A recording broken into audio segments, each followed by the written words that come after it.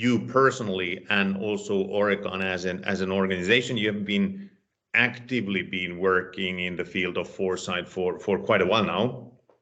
You've come a long way. In a sense, this is me thinking. I believe that your continued commitment to this work is a sort of an indicator also that you are seeing, you are feeling, you're getting value, you're getting benefits out of this futures intelligence work in your organization. Now, but would you please elaborate here a bit? What type of value are you deriving from this foresight work? Until this day, what do you feel you've accomplished so far? So I think what we've accomplished is creating a set of tools, processes, insights, and responses that help people do their own jobs better. We're in the business of helping our clients understand their assets better. We're in the business of providing advice around how to design resilient roads, bridges, infrastructure. We're in the business of designing precincts that people will live in or that will have a legacy for hundreds of years potentially. And what this work has done is allowing people to do that work with more nuance and giving them the tools that make it easier for them to do their own jobs. Because they're already doing foresight work. They just don't necessarily have the structures or the frameworks that let them do it more efficiently.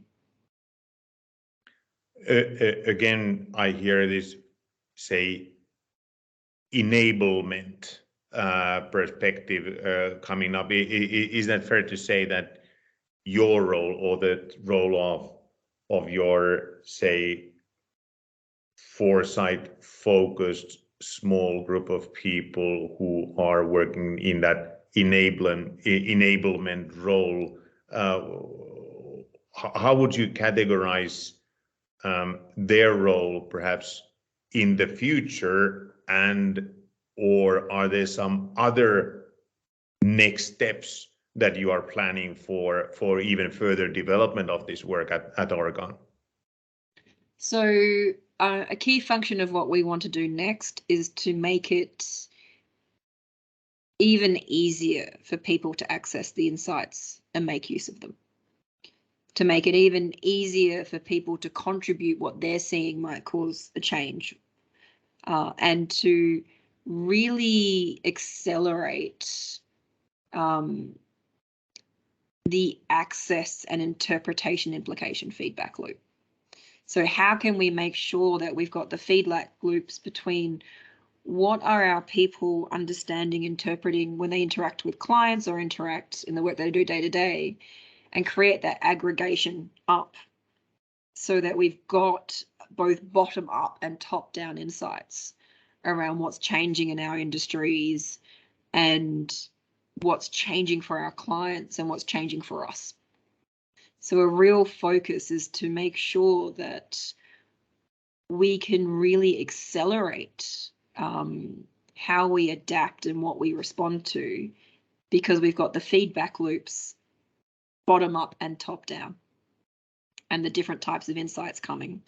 And that's not just for foresight, but that's also for innovation and growth and change more generally, that organizations, information and data is the lifeblood for organizations in this modern age.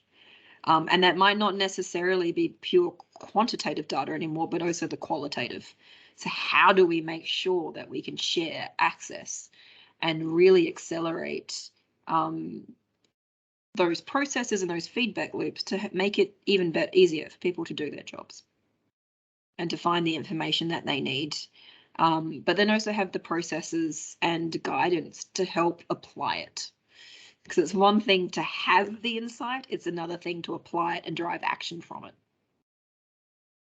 True that.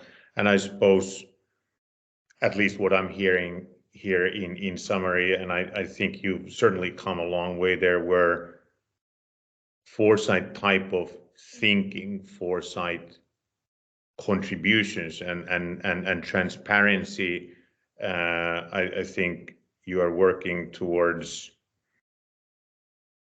implementing or embedding that work in all parts of the organization, not having or not thinking about that Foresight work as a separate entity, but rather just, enabling this type of work throughout the organization in all roles, embedded in multiple key processes. And I suppose it's ultimately also in combination to a cultural change of this continuous tracking of change and continuous use of those new insights. It's about transparency and cultural change.